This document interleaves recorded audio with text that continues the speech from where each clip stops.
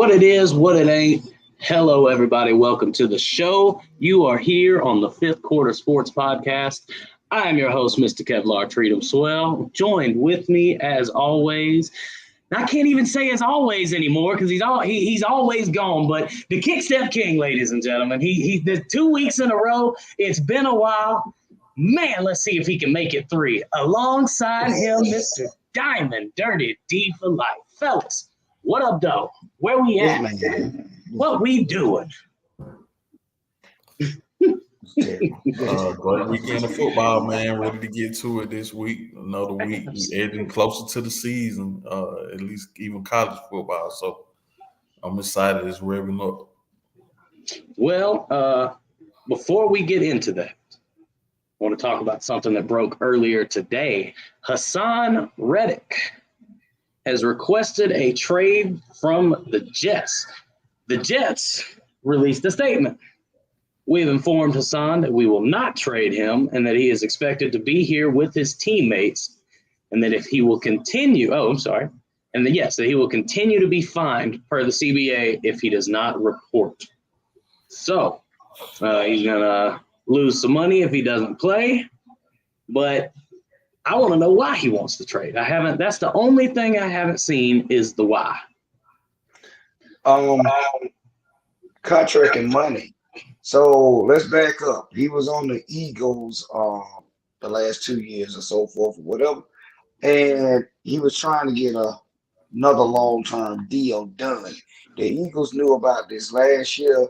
They were, going back and forth, and they couldn't get one done. This is why Howard Roseman continues, the GM of the Eagles, continues to be one of the number one GMs in the NFL because when a problem starts addressing and it's money issues, they ship you on up out of there and let somebody else and get value back from you for you, and then let somebody else deal with your problem. You see what I'm saying? And it could be a trick ploy. He's making like $14-some million. He wants to get paid like an elite pass rusher, but this is the thing. You're a one-trick pony, sir. You follow me? You're not the TJ Watts. You're not the Michael Parsons of the world. You're not that.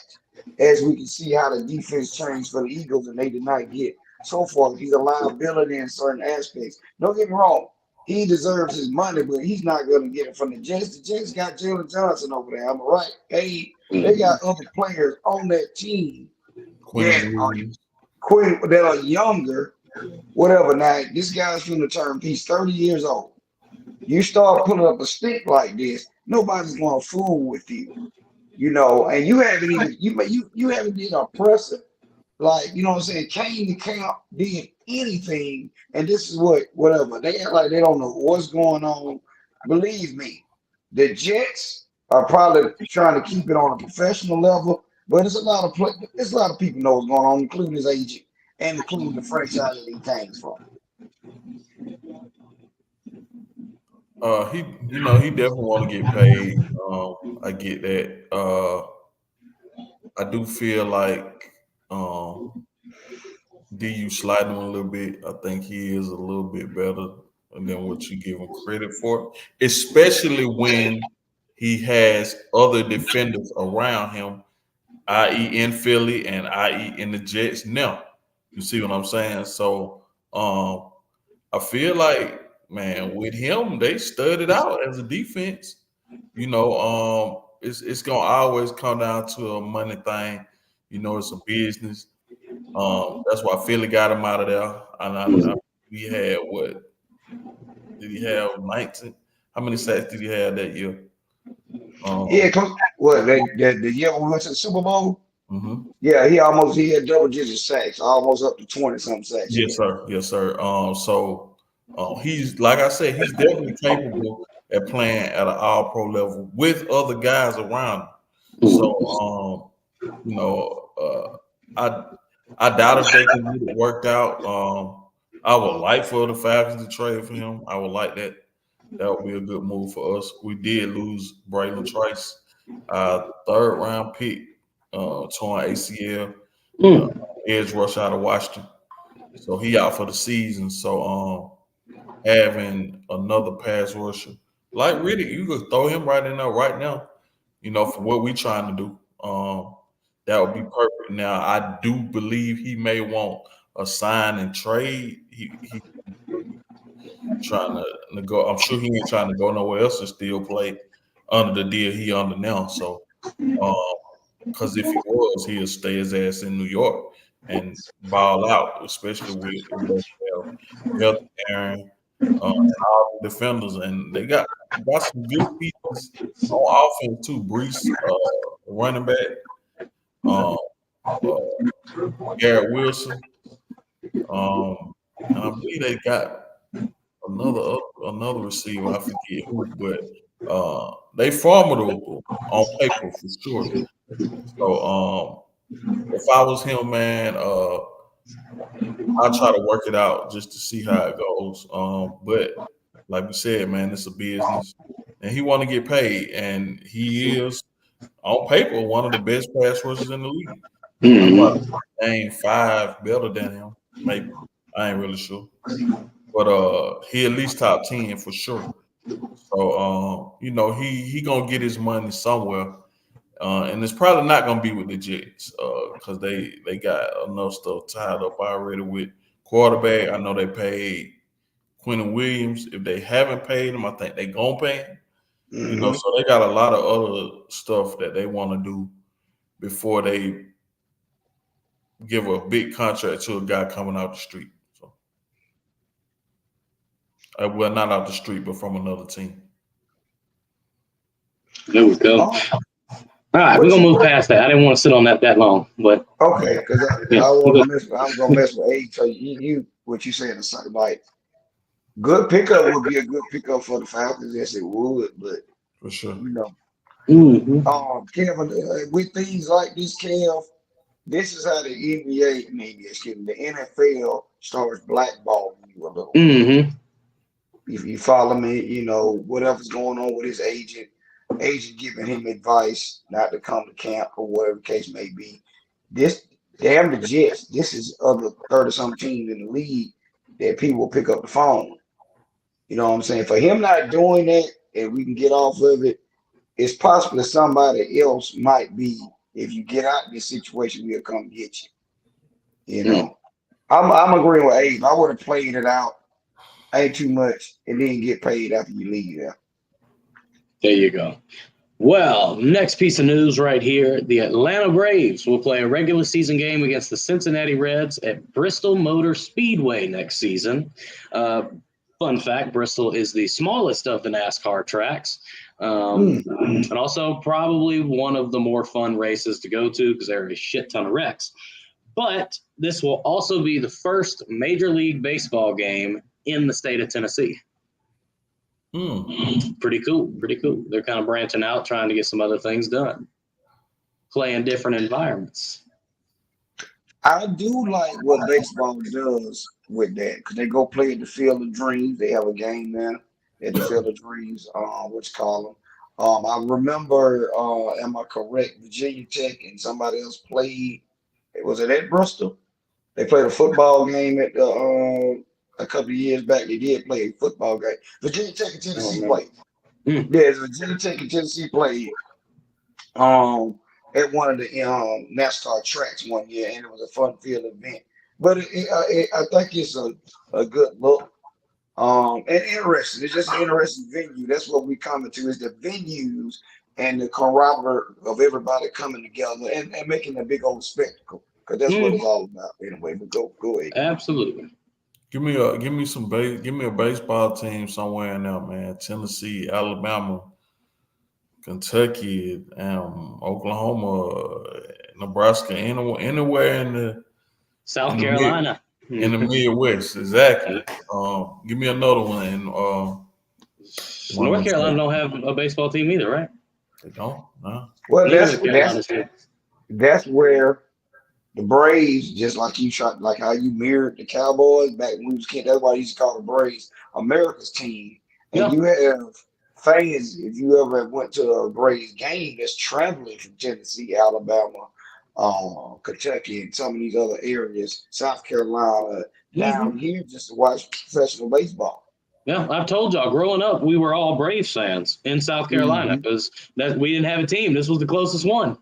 You know, you take a little 2.5, 3 hour trip up the road, you can go watch them. All right.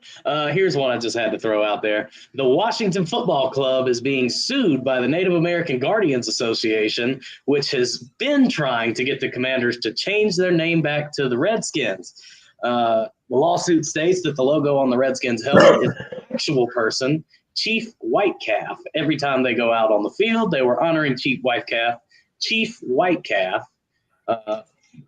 With the same honor, integrity, and courage as the battlefield. I think this is like the third or fourth time that this has happened. There was the baseball team that changed their name, Cleveland, the Indians. Okay. They tried to do this with them as well. Look, I don't think anybody gave a shit about the name Redskins. Somebody did. They were probably why they changed it, right? That's why they changed it. They changed it because a bunch of white people got mad. Well, redskin is a derogatory term. I thought the natives got mad. Yeah, that's what I thought. I thought it was about that, and of course, there was a lot of controversy surrounding that franchise. So once you get a little smoke or a little snowdrop or snowflake, avalanche starts, and everything just started. You know what I'm saying? They want to this. You know, as you would say, disenfranchise their whole organization and change the name. You know, so hey. All right, and the last one here before we move into our topics tonight. Shout out to former Gamecock Asia Wilson for her performance in the Olympic women's basketball tournament. In their 6 games versus Japan, she scored 24 points, 13 rebounds. Belgium, 23 points, 13 rebounds. Germany, 14 points. 20 points against Nigeria with 11 rebounds. Australia, she had 10 points and 8 rebounds. France, 21 points, 13 rebounds. Altogether, it put her at about 120. I think it was 124 points. So, shout out to her. Another product of USC. I'm gonna go out on a limb and not only say she's the best women's basketball player, but she is the best women's athlete. I'm going to agree with you, Abe, and with their record, that women's basketball team hasn't lost in like 6 Olympics or something. They said that they have been winning gold. It's a record. Also, now we see why the Caitlin Clarks of the world and certain other players that they were making a big old fuss not being on this team. You see why. It had nothing to do with Taurasi and Brittany Griner. You're willing to take away already somebody else's legacy. Well, we got wait, don't get on me. Don't get on me yet. Don't get on me. I'm gonna let you have it. But you will see a bigger media circus than we thought we was going to have when they come to LA. Just like this, that's all I say, because you got it. I mean, just being honest, I didn't watch all of the women's games, but I'm pretty sure that this was just a legacy ride, pad the stat for Taurasi, because I didn't see her get in and do anything. And like I said, I didn't watch all the games, but I watched some, and the ones that I watched, I probably watched the whole game. And I ain't saying no, man, and I feel like that CC and Angel should have went, but I understand the whole legacy ride for Taurasi. She is one of the greatest women's athlete ever.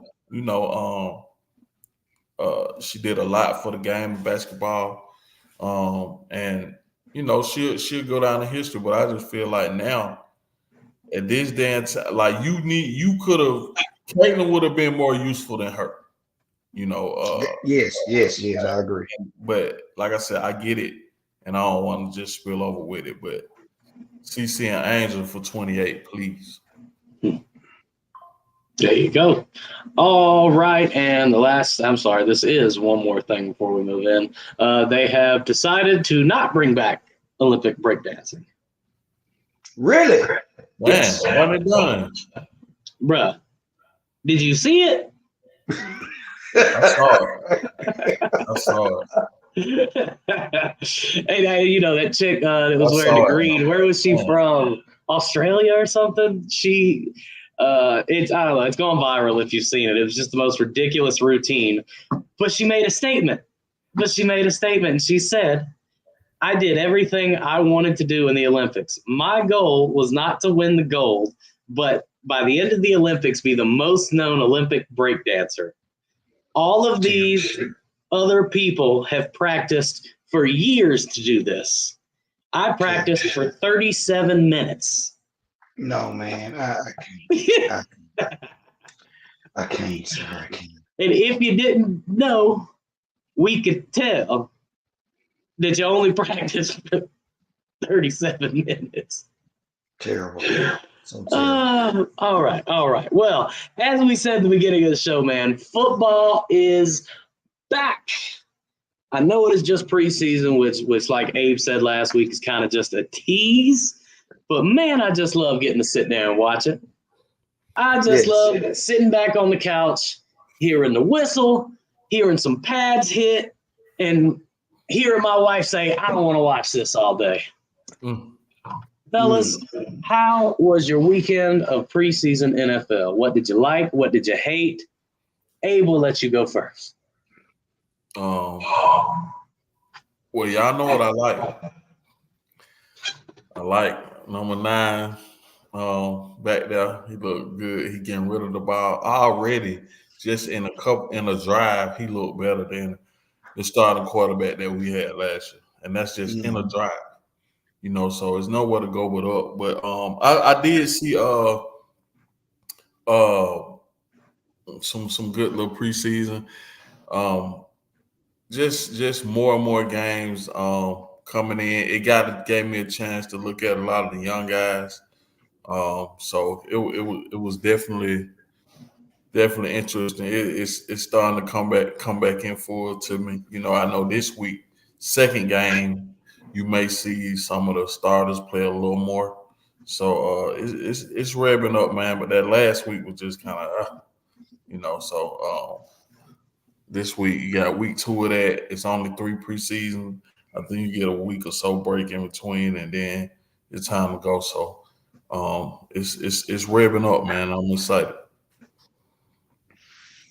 I agree with you. Another reason, we know it's some of the bullets are not live.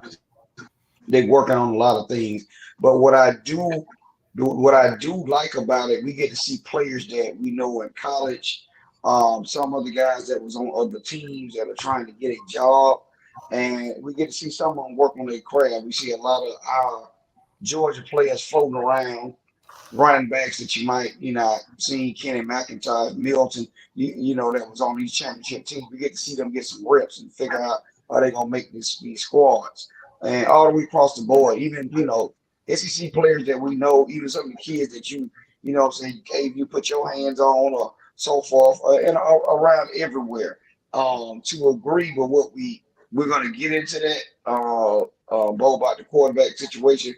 But I do agree, me and Abe talked about this on the sideline, even when I went to the scrimmage games, and I will say this. He looks far further along than almost 20-something years ago when we had 7 playing here. So as a rookie, as of right now, and we haven't seen any games, him play a full game just in camp and what we've seen. And like I said again, the package just didn't fall off.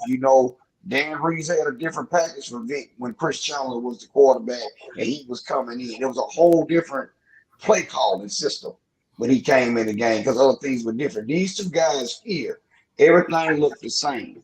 And we'll see it when we see Kurt take some snaps compared to Michael Penix. But yeah, I think the Falcons might have stole something and what they're trying to plan to do. If everything works out correctly and whatever vision they have. Agreed. So even so, where's I?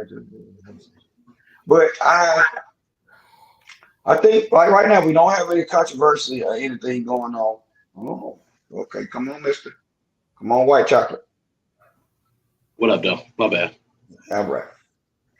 I'm here. Don't worry about me, baby. I'm always good. Okay. What you want, my? I already gave my bad. We moving on. My bad. Go.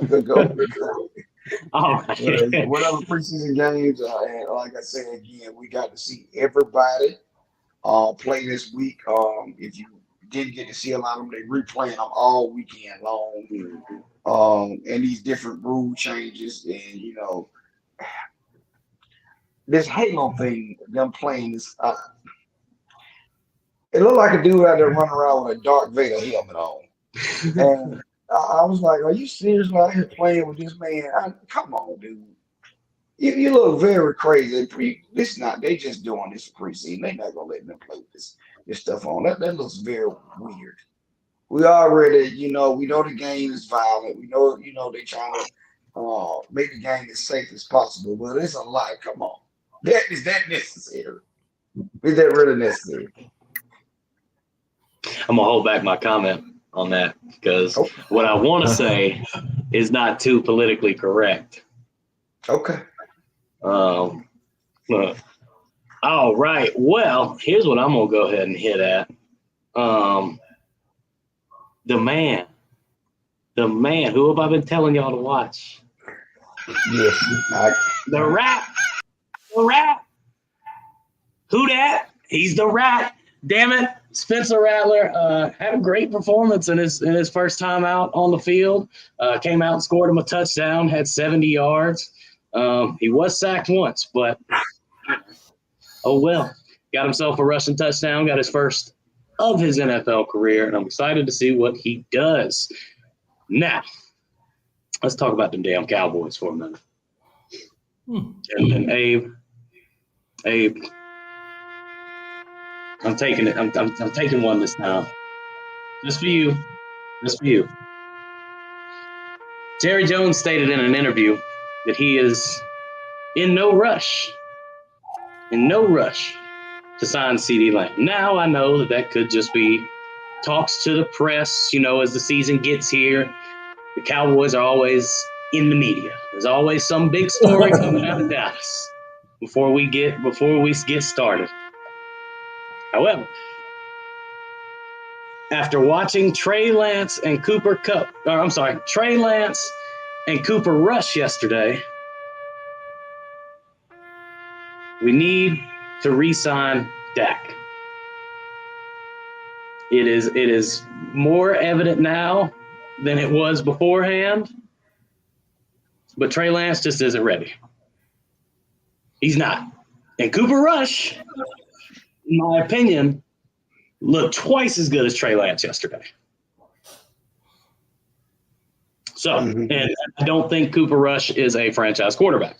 He was great when he came in and did 5-1 for us when Dak was hurt. Love to see that. But how can he hold up on an entire season?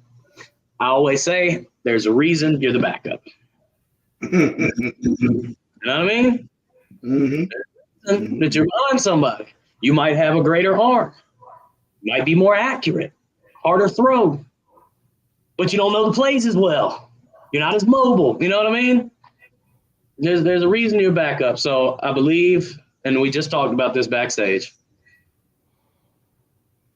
I think what'll happen is CeeDee Lamb and Micah Parsons get signed in the next few weeks. They get their contracts, and Dak Prescott's contract will come down to how this season plays out. Do I think that is fair? Yes and no. Because at the same time, as we all know, anything can happen. Dak Prescott blows out his knee. You know what I mean? Obviously, that's going to hurt his contract negotiations. But I don't think that he'll get a deal before the season starts. What do you got, fellas? Well, he's not gonna hold out for one. And for two, like we were saying, I think he gonna set the bar with like a $60 million per year contract. But if you don't re-sign Dak, who you gonna get? And I feel like you don't re-sign Dak, you don't need to go get no free agent. Mm-hmm. You draft. You need to go for Shador, or you got to relax on Shador, Kev. You got to relax. 4-8 tells me everything I need to know. Okay. So that's what I'm saying. If you let that go, who you gonna get? You gonna get Carson Beck? Or you gonna give me the top 5 quarterbacks in college right now? Can you do that? Honestly, could not tell you. Exactly. So there you go. So you banking on somebody to have a great year, so we can get him if we don't re-sign that, because getting a free agent just coming from somewhere. Although I do like Hendon Hooker, I do like that. But Quinn Ewers. I'm sorry. Quinn Ewers. Could you see Quinn Ewers in Dallas? I could. So nice, right? That, like I said, they got some options, but I feel like even if they do get a quarterback this draft, they still need to re-sign Dak. To have somebody kind of show them the ropes, a veteran in there. Yes, sir. But at that point, could you just trade for some veteran? I mean, who's it? I know a lot of people just got signed, but there's somebody out there that's a starting QB now. What? Tyrod Taylor starting QB now? Is Tyrod Taylor starting QB now? I don't think we'd go Tyrod Taylor. I think that's out of the. They'd go for somebody who's somewhat decent. Again, reason you're backup. You can get Kirk. Well, we'd have to wait 2 years, wouldn't we? No. You can get him now. That's the clause. He can get out whenever. They can get rid of him whenever. I'm not sure the clause. Not for long, sir. Not for long. Hey, I wouldn't mind Kirk Cousins for 2 years while we train up somebody. For sure. Listen, he's gonna get out of one of these at least. If he's under contract for 4 years. If he stays all 4 years, I'm giving him 2 playoff runs with the Falcons, maybe 3. He's not gonna stay all 4, man. They gonna get up out that contract, but your team, as usual, is taking over the airways with controversy all the way around. This is, to me, is one of the most fumbling thing going on in the NFL right now. You don't know which way your franchise is going. Now, is this a motivational tactic from the high-brass Jerry Jones and the family, or what?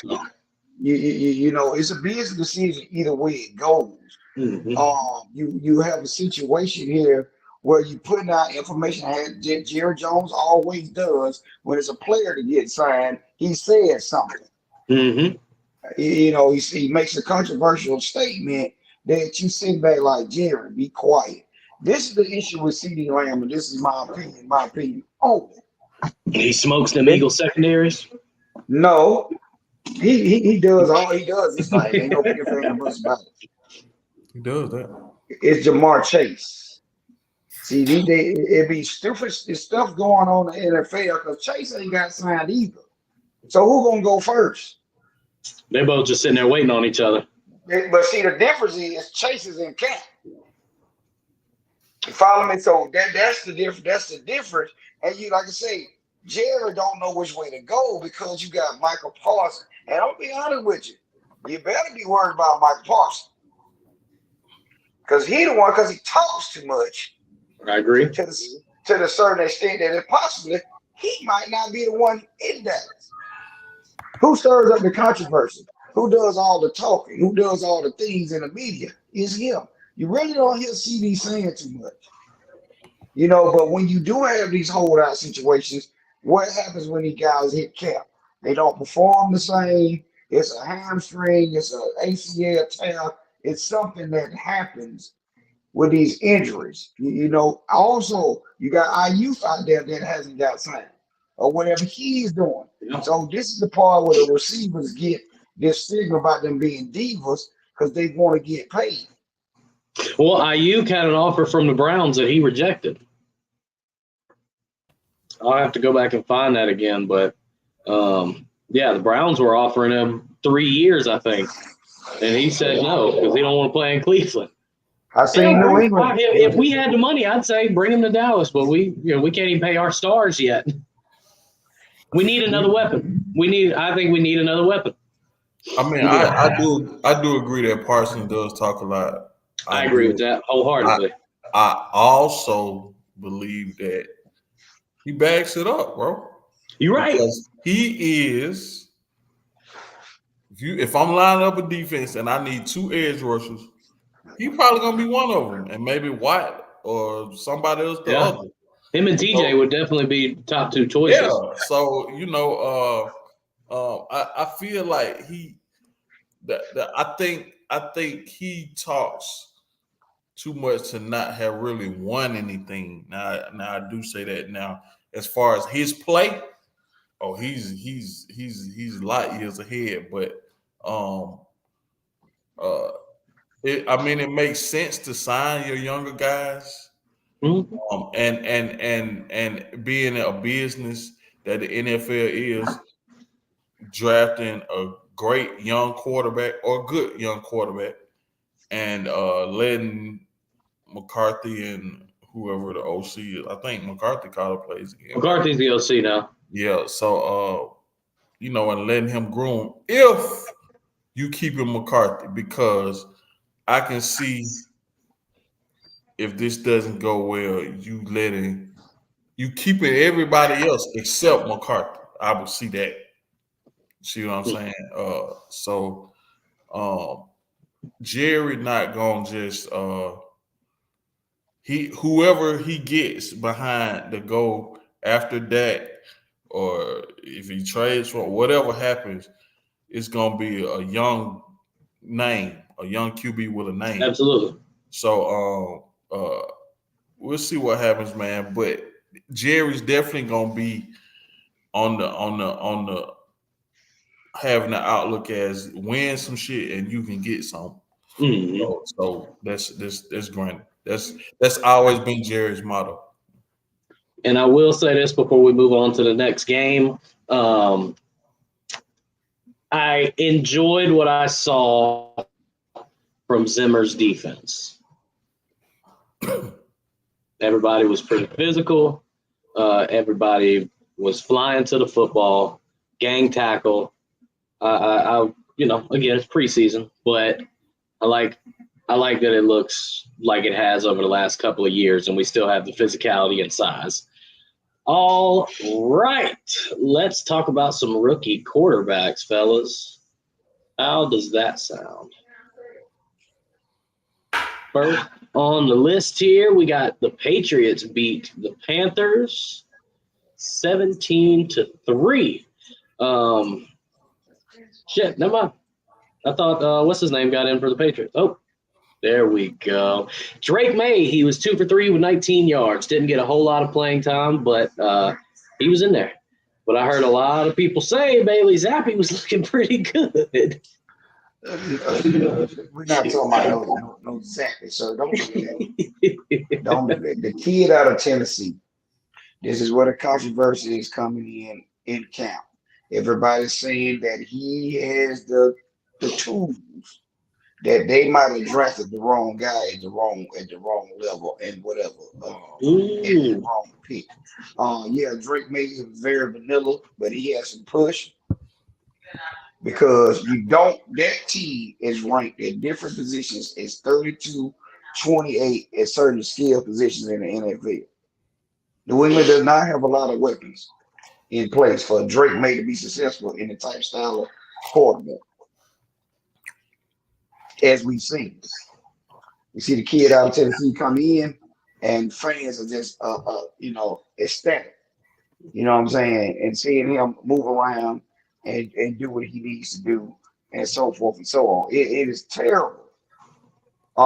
Where Belichick left that franchise in disarray like that, and for Mayo to take it over as a head coach. I wonder how much leeway they gonna let him have, because he's got to tear down and fix and get him some players in New England for them to be successful. Absolutely. Joe Milton, 4-6 for 54 yards yesterday. He did have one 11-yard rush. I'm gonna say this. There you go. Is Joe Milton gonna be Zach? It's the question. That's the question, because they were saying he's a practice squad player and all this. If he keeps showing this in the preseason and the fans get behind it and Drake May has a dud game in preseason, it's going to be a problem. Yeah, absolutely. Well, I mean, they got 4 QBs on their roster right now. Zappy, Drake May, the Milton kid, of course, and Jacoby Brissett, who is a definite safety valve that they will put in there if they don't trust anybody else. So if you telling me you're gonna keep 4 QBs on your roster coming into this 2024 season, I ain't gonna believe it. No, so some gonna have to give. I don't know if they gonna let Brissett start, but it's some decisions that they're gonna have to make. Maybe trade Zappy. I don't know, but you got 2 young QBs, and you got a definite game manager with Brissett. Now I don't know Zappy's a little up and down. Last year was really the first year I saw him get out there. He's a little sporadic, so I don't really know how to. I mean, he got most of the reps. Evidently, they like him the most going in the count. So that's a mystery up there with with 4 QBs and 2 that you got out of this draft, right? Mm-hmm. Well, let me talk about another 4 QB situation. Go ahead, D. Fun fact with that, if we go back in history, the Washington Commanders, Redskins drafted the same way this has happened. When RG3 came in, and then in the later rounds, they went and got Kirk Cousins. And they knew at the time the flair was a RG3 / Drake May type situation. The better quarterback was who? Kirk Cousins for whatever system they were trying to run. So you gotta look at this. You understand? So that's what I had to say about that. Go ahead, Ken. Well, you talked about the team that I was going into. The Washington Commanders have 4 QBs battling right now. Jeff Driscoll, Sam Hartman out of Notre Dame. I believe he got drafted last year. Jaden Daniels and Marcus Mariota. Right now, Driscoll took the most of the load. He went 7 for 15. Sam Hartman 8 for 13. Jane Daniels 2 for 3, and Marcus Mariota completed 1 pass.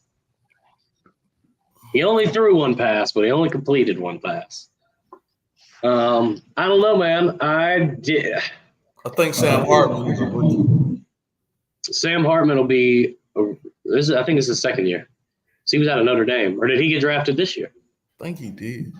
He got drafted this year? Oh, shit. I could be wrong. Let me look at his shit right here. Mariota's just there to be a teacher to Daniels and his No, you did not, Paige. You did not.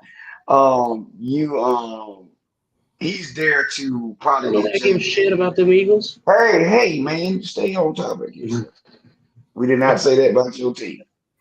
Um, he's there to probably get Jay Daniels accustomed to the NFL, and the skill set that they can share together. Mariota is not going to be another. You know what I'm saying? He's like another Jacoby Brissett, I would say. He's just been jumping around, jumping around, jumping around. He's more of a teacher than a Player. starter. Mm. I would say starter in this league. His mind might think different, but it's not. He's fighting for a backup role. You already know it. Your job is to get that kid ready to play. That it's their job to get him ready to play. Is he's gonna be the week one starter? I don't know if that's the case, but that's the job to get him ready. Well, and I don't understand this because Hartman is definitely serviceable. I know you drafted Jay Daniels for the Flair. That's a make sense pick, but I don't get drafting Sam Hartman in the same draft. I'm not even sure what round they picked him in, but I would think you would need more veteran presence in your QB room because you got four now. So either between Driscoll or Mariota, one of them not gonna make it unless you can carry four into the season, which really makes no sense, you know. So it's when I saw Hartman on the stat sheet, it threw me for a loop because I'm like, why the hell they draft Sam Hartman? You know, I mean, they talk about us getting Kurt and Penix. Well, one is a veteran, sir. Yeah, You know what I'm makes saying? sense. Mm-hmm. So you know, it's some trouble going on up there in Washington is Washingtoning. They're You know what I'm definitely Washingtoning. Yeah, absolutely. They do be doing that. Y'all two definitely know about that. Well, we will get into the Philadelphia Beagles here. They beat the Ravens 16-13. Kenny Pickett didn't look too bad. I was a little bit surprised. 14-22, 89 yards. They had a touchdown. What surprised me the most was the 146 rushing yards. Why was that a surprise? I just have no faith in Kellen Moore. Y'all are putting all y'all's eggs in that basket. This is the thing. Does Kellen Moore have more bullets in the gun compared to what he had with the Cowboys? No. He got does. AJ Smith and Brown. You got Smith and Brown. And Saquon. Barkley's there too now, but no, I don't think you have. When you go back to that Cowboys team that he had, prime Zeke, prime Dak, we had CD coming in as number 2, Amari Cooper. I'm just asking a question. I'm disagreeing. That team was a little older in certain aspects, and this team is a little younger. But does their age make them better? Being younger, does that make them better? Kind of, sort of, yeah. No. Okay. No, I'm taking experience because we can go back and pull up the stats from that year. I tell you what, Kellen Moore will be on the hot seat more and Sirianni this year than any other coaching staff in I the believe NFL. so.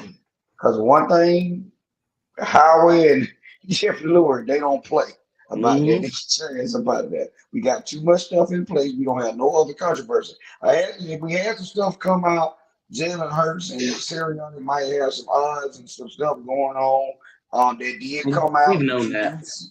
We do see that after a Super Bowl run, and the expectations are very high. I don't care what franchise it is. This when some of this stuff start rearing its ugly head. The players ain't going nowhere. I'm gonna tell you that now because Philadelphia's already done this when we had another joker head coach, Mr. Chip Kelly, and he's sitting all the players up out there. So they're not going to do that. So Sirianni is on the hot seat more than anybody else in the league as a head coach, in my opinion. We're going to run the Mike ball. McCarthy? Man, please. McCarthy's contract is up. That's a difference. So that's the difference in that. They playing for contract. Excuse me. They playing for contracts in Dallas.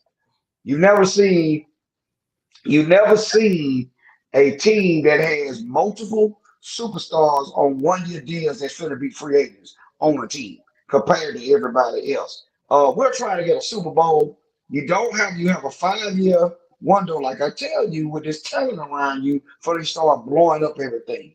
So, my concern is the Philadelphia Eagles defense.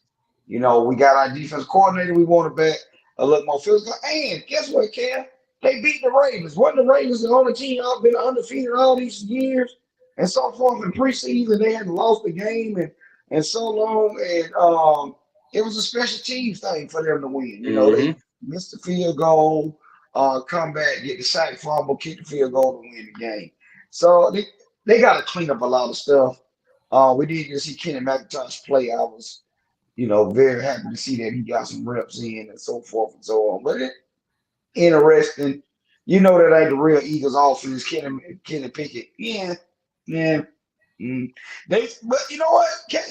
We did see them do a tush push without being Jalen Hurts. So that was so they're not like, you gonna do it too, sir. So Kenny Pickett's a small dude. You can push his ass wherever you want to. Yeah, you gonna do it too, sir. I'm curious to see. I know the tush push is going to be successful this year. It works. Hey, I hate that y'all do it so fucking well, but it works. But I am interested to see if y'all do find some maybe lower percentages with it working without Kelsey being right in front. Because Travis Kelsey had talked a lot about it, where he's the guy that he's getting pushed into. And at half the time, his job was to just push the guy and go down, or drag him down with him. So, the play is still going to work, but I'm interested to see that, and I'm interested to see the only white boy duo cornerback in the NFL. Secondary, but gotcha. I'm interested to see it. They got to be fast. Yeah, they are. You're so silly. Hey, I'm just, I think that was history too. Hang on, Abe. That was a historical moment too, D. They said that had never happened before. I'm gonna let you have that, sir. I'm just saying. We're not even going there. That boy shine like the bright man he is. Oh shit! Have that, sir. I'm gonna let you have it. You go get your love. I definitely I think for Philly this year, man, with their additions and it's for the past couple of years, man. Even when they went, it's Super Bowl or bust for them. Expectations high. They got all the players, all the flair, just about all the positions, except maybe linebacker. I think they did get better with that in the draft, though. Matter of fact, I think they drafted Jeremiah Charlie Jr. But and they got we got Devin White from Tampa Bay. Yes, sir. Yes, you did. Hopefully, Kobe Dean is back. Yes, sir. Yes, sir. Bit undersized, but I love the kid. So, but yeah, man. I think sorry, Kel, but every year is their division to win. I just feel like that, man. It's like even though we've won 2 of the last 3, they have passed quietly. They have passed the Cowboys just in expectations, just because they done been to one recently. You feel what I'm saying? And be favored to be there, each year. So I want to see can Kellen Moore and them put it together. Sirianni is definitely on the hot seat. You just hear rumblings out of that camp about him. Would they bring Doug Peterson back? I feel like that would be nice. Go ahead. I was gonna say, Now, this is going to be the question here and the controversy when this game comes about, the Cowboys and Eagles. But if Kevin Moore's offense do get them to a long playoff run, playoff win, Super Bowl, whatever, who's going to be McCarthy will be fired the next day. Absolutely. No question asked. Even if the Eagles win both games in Dallas, we usually split. But if something happens they lose, it's gonna be a whole bunch of this. You know what I'm saying? That's why I say you gotta be very careful with this guy calling the offense now. Both of them gonna be on the hot seat. I'm telling you. Kevin Moore will be a little more eager to do his job. He probably won't have to worry about nobody over his shoulder as bad as a Mike McCarthy compared to Sirianni, who's not won a championship. He's been there, but it was because of the offensive coordinators he had around him. And DC. Yeah. I think y'all be all right. I definitely see y'all having another 10-6 to 12-5 year, or 12-4 year. No, it's 17 games, so that'd be 12-5. I think and as usual, it's going to come down to Cowboys and Eagles for the division. I think the Commanders, hey, they got a great coach in Dan Quinn, but it's going to take time. It's just going to take some time before they get that machine rolling. The Giants, that's a dumpster fire. What was his name? What was the old man that was the coach there before? Coughlin? No. Yeah, Tom Coughlin. Yeah. Is he still alive? Yes. Bring him back. Bring back Coughlin's old ass. Anyways, all right, fellas. I'm just going to pick one here because we still got one more thing to talk about for the night. Wait a minute. No, go ahead. I'm sorry. The Bears and the Bills. I texted y'all during this game because Caleb Williams played. I think he only did 1 or 2 series, 4-7 for 95 yards. Yeah, man, he was on target. I'm going to give him I'm going to say he would be 6 of 7 if his receivers could have held on to the ball. His receivers were dropping passes that were hitting him in the hands. Again, preseason, so we're not seeing the stars. You know what I mean? I don't think he'll play like that if he has Parsons in his face. But interesting start for Caleb Williams. Oh, let me say this about this Bears franchise. It's amazing how a year or two you go out and you have basically got every weapon needed for a kid to be successful. And 3 years ago, you didn't put this much emphasis on Justin Fields being there. All they fingernails painted for him. Yeah, that's a Chicago native there. Red, you crazy. Yeah, did they paint their fingernails? They run around the city. But you got so much hype around the Bears, and he's right. There's so much hype around them with having the number 1 pick, the weapons and the veteran leadership that has came in on both sides of the ball. Everything is in place. You're not a favorite in the division. It's going to be a media circus there also. The only thing is the kid has played in cold weather in high school, so you don't have to worry about him being a prima donna. He is that, though. I can see that, him being that, but it's going to be some adversity. They're not overtaking Green Bay or the Detroit Lions in that division. I do see them possibly 7-9, maybe but it's gone. It's interesting. The Bears are in the media. You know what I'm saying? So we'll see. Barring any injuries or what they got going on, did they get better?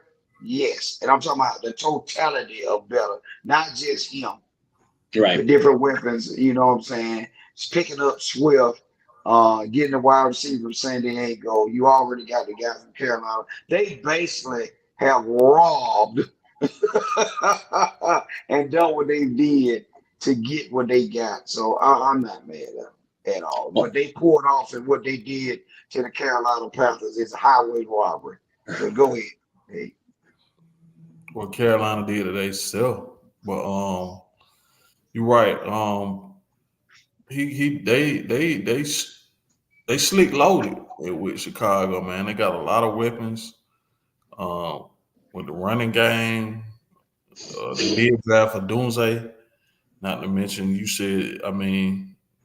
just mention another person on their wide receiver core. They got a good, decent tight end. So I feel like, man, they can be sneaky good. If they know how to develop Caleb, and that's always been their problem. They'll get guys and just don't know how to damn develop. Mm-hmm. But it's we can't use that excuse we use with Fields. Oh, he ain't got no weapons, because he got plenty. And I think that the answer to what you said, D, is why they didn't do it for Fields is probably just because they believe in Caleb to do it a little better at the quarterback position. So we'll see what happens. I'm definitely intrigued though, for sure. Well, I'm gonna say this before we move on.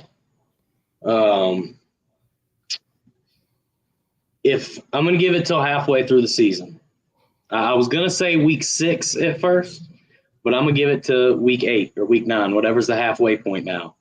Yeah, week 9. If the Bears don't have more than 5 wins by week 9, they are under 500. Or if they only have 2 or 3 wins, we're going to see Caleb Williams get on TV and act like a diva.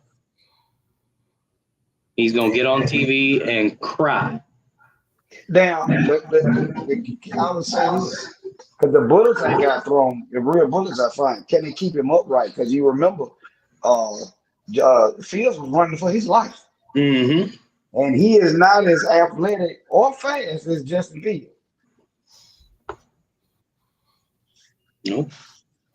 So that's my take on that. Coach, I tell you what, prepare yourself, because that coach might be fired after this year.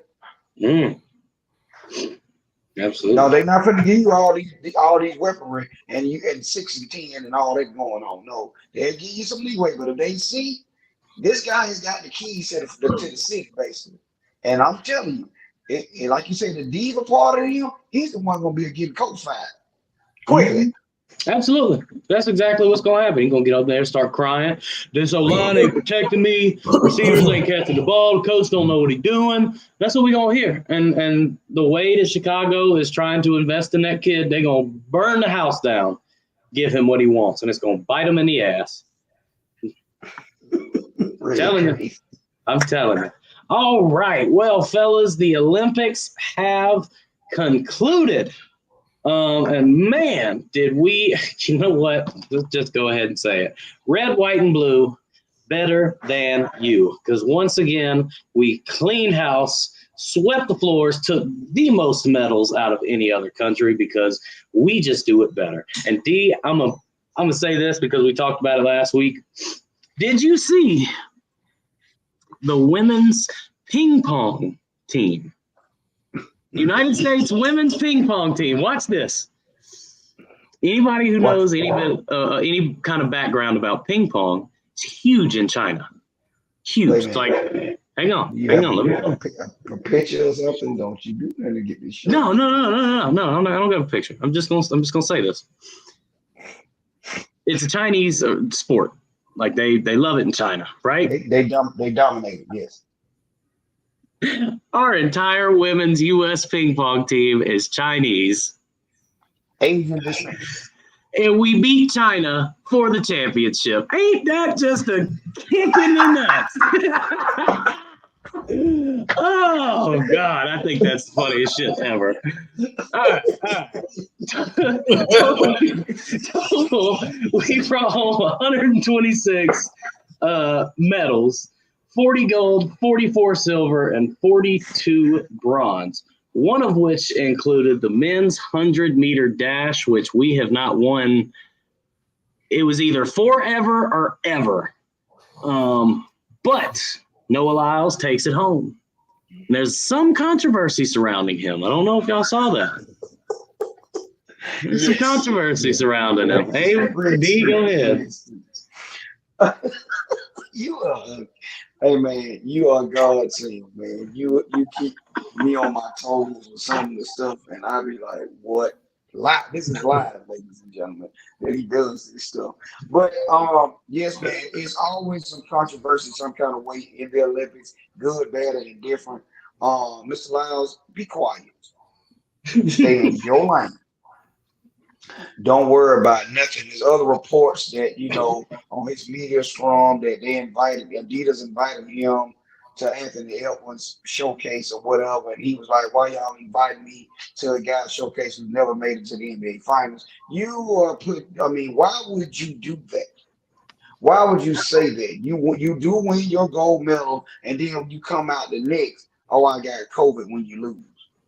When you was out there hyping up the crowd and we're doing all this stuff. Man, we are over there one versus everybody. Mm-hmm. Don't do that. If you want to do that, you bring it back on our soil. Don't do that while it's us versus everybody. You don't do that. Some of the other events that took place, like I said, it's interesting. And if anybody pays attention, when they start adding these other events to the Olympics, skateboarding, this so-called breakdance, and all this stuff, is because some of the other events, one class of people or one class of one country is dominating. Mm-hmm. Being US, being China, being Japan, whatever the events are, when they start adding these other events. We didn't have all this going on when me and Abe was growing up. Even when some of y'all mothers, this stuff wasn't going on. So now they add events to generate some type of money, generate some type of other medals for these countries to say these people are champions. But we all know what we came to see and what we wanted to do. Track and field is one of the biggest events in the Olympics. And of course, our basketball. We'll go ahead, Coach. Oh yeah, man. I definitely enjoyed watching, especially with the competitions where we had to fight for gold. Like the 400-meter, he started off down the last. Well, not last, but he was back there, man. He fought. I forget his name, but the women basketball, that was a great gold medal game. So I enjoyed the ones where it was real good close finishes. Like the Noah Lyles race, I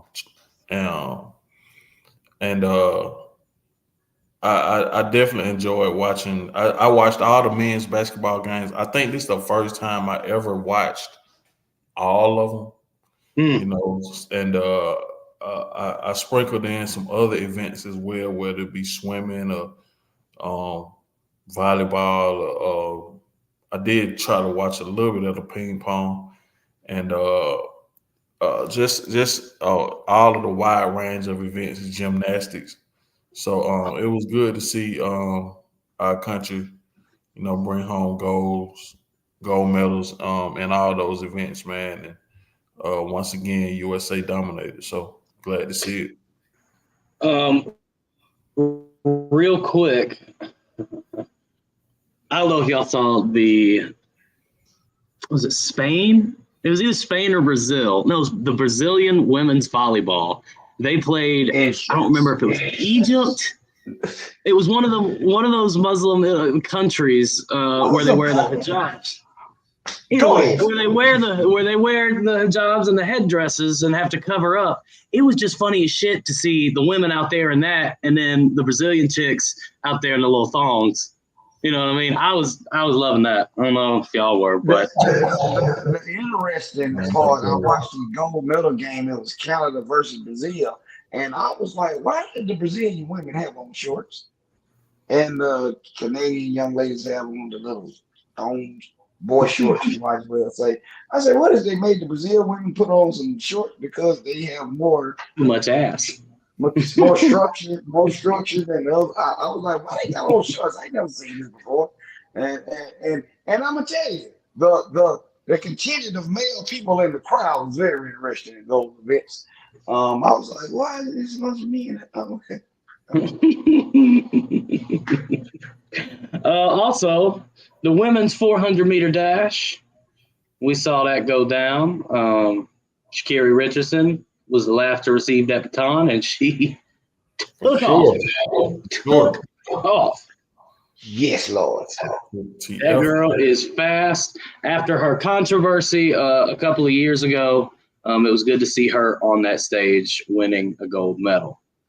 Right now, for the moment we have been waiting for, the USA men's basketball team brought home the gold. Now, we have been talking about them the last couple of weeks, and I'm going to give Mr. Diamond Dirty D an opportunity to speak his piece.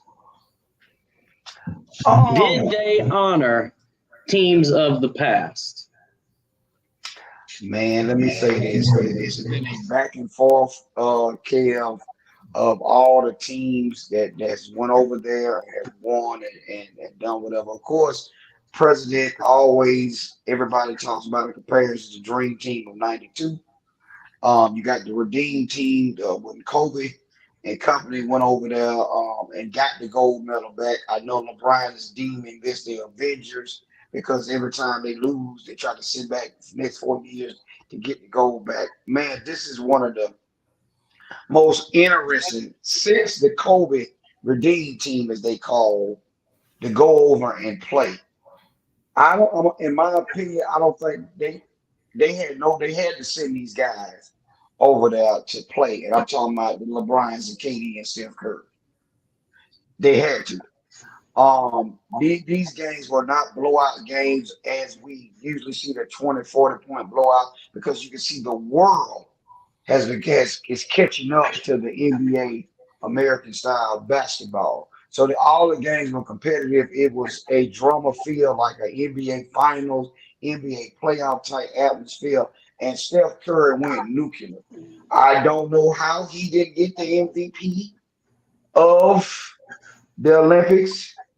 I don't know if this is a swan song for LeBron, which sometimes it might be. But I will say this for LeBron. This showcased his skill set with having shooters around him and him running the point.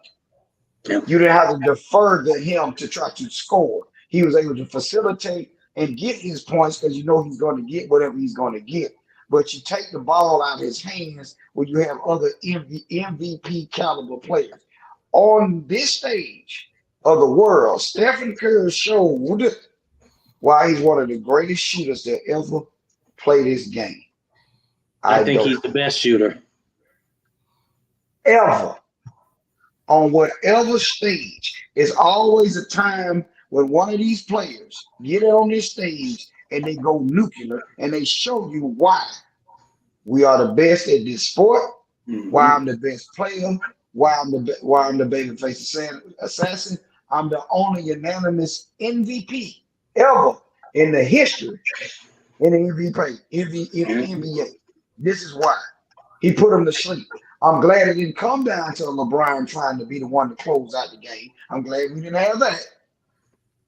I'm glad he had these players around him. Shouts out to Joel Embiid in the semifinal game previously because he took it to Joel when they was down. And that's the game that really set the precedent. I wasn't worried about them with friends too much. Wembanyama, you will see him be eventually. He will be a freak in the NBA. Later on, as the kid grows and matures, he will be probably one of the faces of the NBA.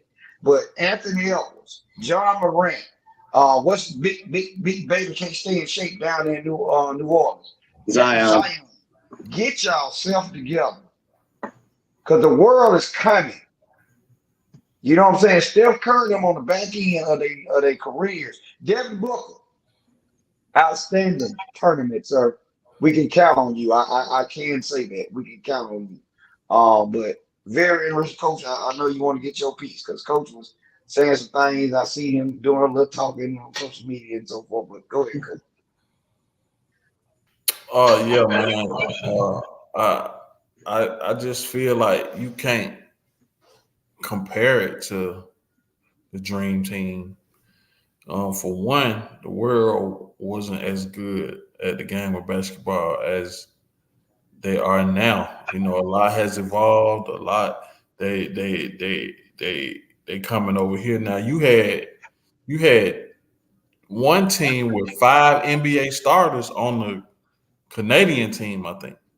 Mm-hmm. So you know, it's not just the USA that's you know, producing some great basketball players, and you know, they able to get a taste of how to play the game over here and where they are. So it helps them out. And like Dee said, we definitely had to send those guys over there to bring it home. I definitely felt like it was a little shadiness with Steve Kerr and some of the stuff he was doing. They say he's done as far as coaching the men's basketball Olympic, and I hope he is. I think Spoelstra will definitely bring definitely a better energy to that. But you know, all in all, man, it was a great turnout for the KD, Bron, Steph. You know, D Book sprinkle in him. You had Ant-Man who went off one game. So we made it do what it do, man. And I definitely feel like next time it's definitely gonna be a lot of new faces. I feel like Adebayo can still be there at 28. I know D Book can. Uh, I'm not sure about Drew Holiday. I think Drew and Derek White went on the success of the Celtics, not just of how good they are as individual players. Not that they're not, but you know, product of the environment. So I definitely feel like this 28 team will have a lot of young guns. I think they even said Chet Holmgren will be on the 2018.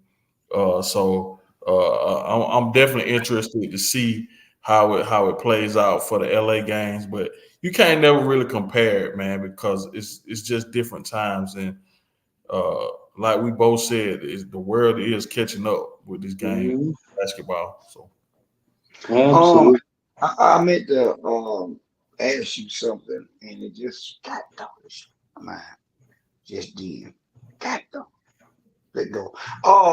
Shouts out. That's what it was. Shouts out to Anthony Edwards, also a kid out of Oakland City, Atlanta native, Thera High School native, and recipient of a gold medal. Man, that's a major accomplishment where this kid has came from, and to go on the world stage to everybody making his name called as a gold medalist. Man, shout out to you guys and everybody here, man. Zone 4 representing.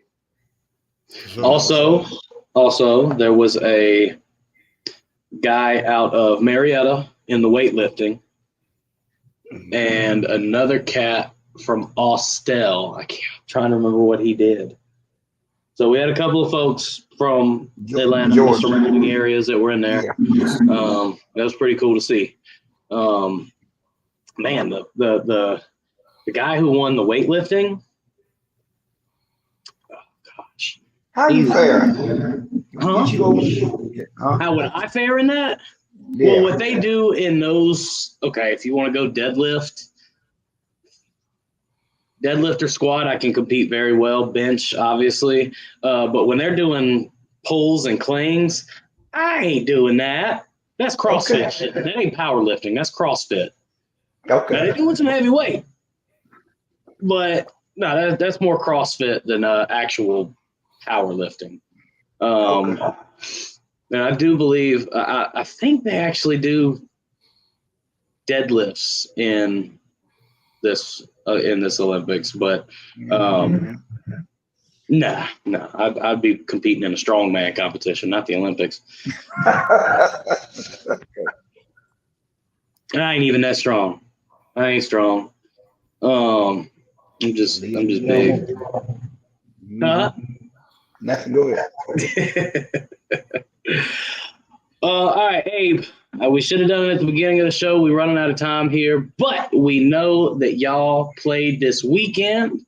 Tell us what happened, man. I wasn't able to make it down there. I was with my in-laws. Oh yeah, no problem, man.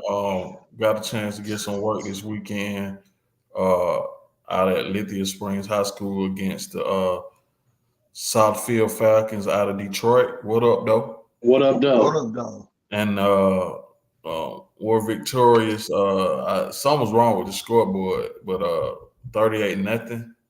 Y'all were victorious? Yes, sir. Yes, okay, sir. Okay. I was like, God damn, y'all got a 40 burger put up on you? Yes, sir. Yes, sir. They actually, a couple of the teams from their program was down here playing a few different ages. I think they 6U played, they 12U, and the 13U played Red Breed 13U right after us. So they all of them went home with L's from Saturday and Sunday because that same team we played on Saturday turned around and played Lambeau on Sunday, and Lambeau beat them 32-0. So that 12 in Detroit. 12U and 13U and they 6U came down here for 2 days, and both of them got 2 L's apiece. Everybody got 2 L's apiece. So shouts out to Hill, all the coaches, all the kids, the team moms, and the parents on a good win. Looking forward to this coming week playing United Tights tournament up in Chattanooga. And then the week after that, we'll be playing. Well, actually, it's not the week after that. The weekend of Labor Day, we'll be playing in the Cam Newton Labor Day Classic. Oh, hell yeah. He brings some teams up from different states. So we just revving up, man, getting ready. Where's Cam's tournament going to be? 2BA. I'm sure yet. They'll have all the info. Probably at a place with excuse me, multiple fields. Mm-hmm. Like, JP Mosley out of Henry County, somewhere where there'll be multiple fields at. So, well, just make sure that you're available on the 8th. That's all I need. Yes, sir. I just need you for 10 hours on September 8th. I'm there. 10. Because he's got a pregame with us. Oh yeah, CD, we ain't doing that bullshit you do. Race starts at 3. You get there at 3:30. Talking about where you at? I had to come from work, so you can't. But this time we got it situated, so I'll be 12:30. I will be on my way to you, wherever it may be. Yes, shout out, man. A great event put on by you guys out there in Lithia Springs. I enjoyed every bit of it. It's a different feel on A.W. sideline, Kev, and us to be able to go and walk around and see some of the faces. People remember who I am. That's why I say, Kev, you gotta come. They know what we're there for. Coach Abe also. And we taking a look at these kids, man, and they're getting bigger and stronger and bigger. Kev, you would have seen a kid from Rare Breed. I think he was number 50, if I'm right, or 90. I think it was 50. He walked by us and he looks like a specimen. And I said, hey, what position he play? He like he deep tackle. Deep tackle, Kev. Big boy. Took the helmet off and you can see the baby face under the helmet. But with the helmet on, he's walking by. You like, what the heck? He thought he was about to go out there and start for Oklahoma. But I'm just saying, it's the same. Yes, it's the same thing. And they got another kid in that wide receiver spot. Kid again that stand up this tall. Didn't see him do too much, but the other team coming down from Detroit. Hey, I just be wondering, why these people keep coming down for this man? For one, playing teams that are probably better than you will get you better. It'll help you adjust to things, So just an iron sharpens iron type of thing, and you gotta tip your hat out to them because they ain't scared of the work. No, we be down for a game around this time, so no, it's all in good work, man.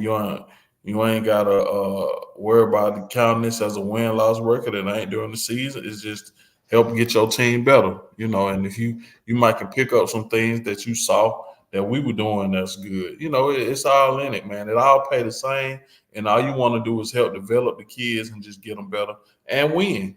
There's a lot of that is the bonus. So, just shouts out to that whole Southfield Falcons program, man, for coming down and getting that work. I want to ask this. When these teams from up north come down, do you really get the sense of, like, the SEC motto? Like, they ain't playing no damn football. The SEC's motto, I'm going to use it. It just means more. I feel like that isn't just for the conference. That's for the entire South when it comes to the sport of football. Agreed. It just, do you see when you play these New York teams and Boston teams and Detroit teams, are you seeing the difference in play? Now, I don't know what exact word I'm looking for here, but can you tell it just means more in the South?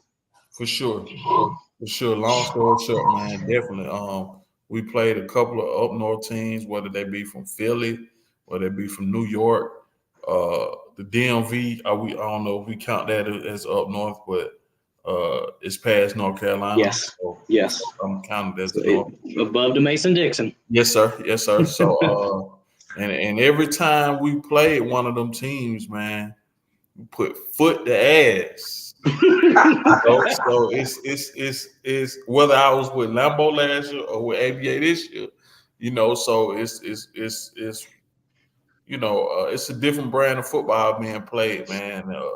I do know people that can take what the knowledge that they have, that if they've been coaching down this way, and go up there and make a good program because they know what it takes. They know how to practice different. They know how to do a lot of stuff differently. You feel what I'm saying? So, it's definitely a difference. You can tell. They ain't playing no damn football up there. You didn't mention that he did say when after y'all vote, this Cam Newton tournament, Kev, the winner gets $5,000. Yes, sir. To go toward the organization of their team. So I think, Kev, we might need to make a showing to see this, because I really will be interested in see what the play is, because now we will see it rev up. Rev up and see what we got and see how this goes. Their environment still looks the same. This was the first one that I've been to this year. It wasn't too much rah-rah. Me and Abe got up out of there when we thought we seen a little stuff, and you know what I'm saying. But it was a cool. The venue was okay. Shouts out to Lucas Springs High School. And the kids got what they need to get in with no issue. But y'all stop coming down here, man. I know it's teams and stuff, man. Keep this below this way. Y'all need to get a cutoff. Y'all want to come down here. And a lady stopped me, Kev. A young lady stopped me at the gate, like, do you know so-and-so? We done came all the way down here from the truck, and my kid didn't get in the game, and this and that. I said, I'm sorry. Mm-hmm. You know this. Coach being coach, and we know it. You know if your kid playing or not before you come down here. Don't do that. Mm-hmm. Don't do that. Glad you spent that money to come on down. You had a nice vacation. Don't do that. You know what it is. So there you go. All right, fellas, before we do these last takes, I'm just going to announce it to the people. Fifth quarter is going racing again. Atlanta Motor Speedway, September 8th. The playoffs are here. Go see some cars go fast. Gonna drink a shit ton of alcohol. And we're gonna have a blast.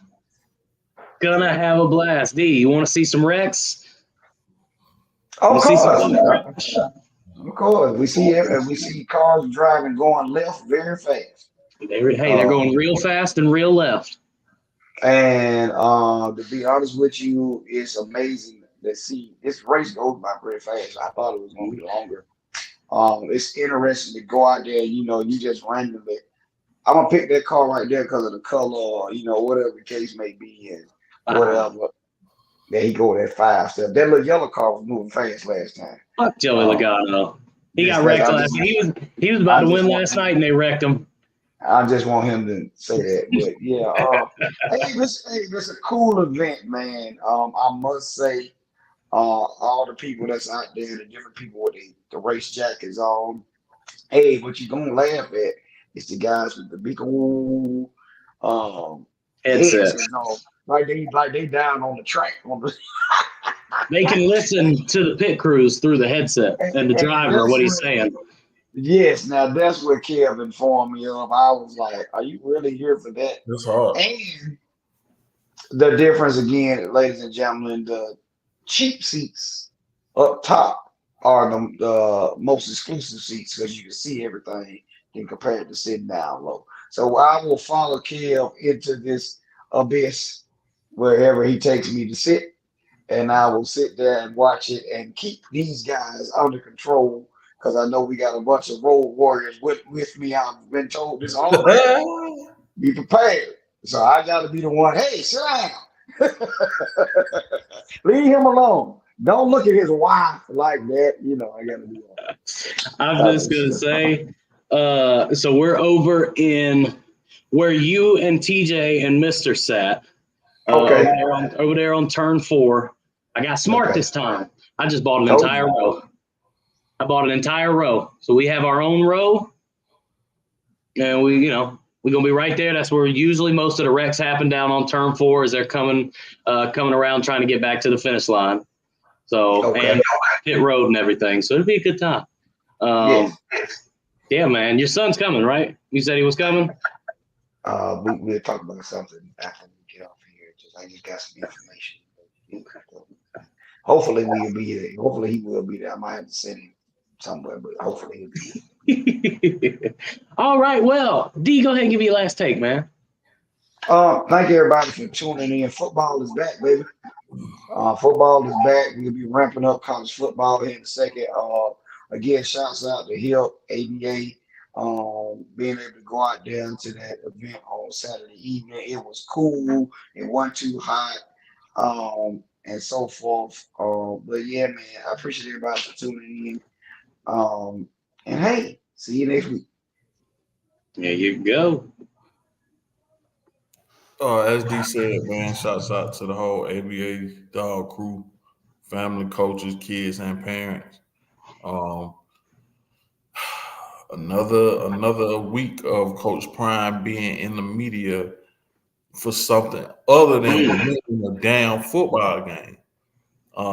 This time he was going back and forth with a reporter. I mean, it was a reporter's job is to report. Mm-hmm. So evidently Coach Prime has read some stuff about the reporter not liking them, or the reporter works for CBS, and he just went asking the man questions. He said it out of all due respect, but it's not respectful, Dion. And like I said, man, I'm just tired of him being the figure that he is, on the greatest, not just football player, athletes of all time, keep being in the media for just negativity and stuff other than on the field play. So man, hurry up. Let's crank these games up so Coach Prime can just get back to coaching, man. Thank y'all, everybody. I appreciate it. All right. My last take is super simple. We are 12 days away from week 0 in college football. On Saturday, August 24th at noon on the ACC network, we have kickoff. Florida State versus Georgia Tech. We can pretty much assume that'll be a blowout, but it is an ACC matchup. So it could also turn into a really good game either way. They're playing an hour. Huh? They're playing an hour. Yep. I will be watching that game, as I think most college football fans will. So, as the days grow shorter, until we are reunited with cold beer, a comfy couch, and all-day football. Amen. Oh, that wasn't the outro. That was just... He set us up, man. I just had to say a little prayer to the football gods and thank them for blessing us once again with another season right around the corner. There's always so much bullshit going on in the world that we get sucked into. But the one thing we can all agree on, even if we disagree on everything else, is football. Mm-hmm. We can agree on football. All right. Thank you, everybody who tuned in tonight. We will be back next Monday at 8 o'clock. Until then, please make sure the beer is cold and the wings are always lemon pepper. Abe, you said wet, right? Wet, not wet.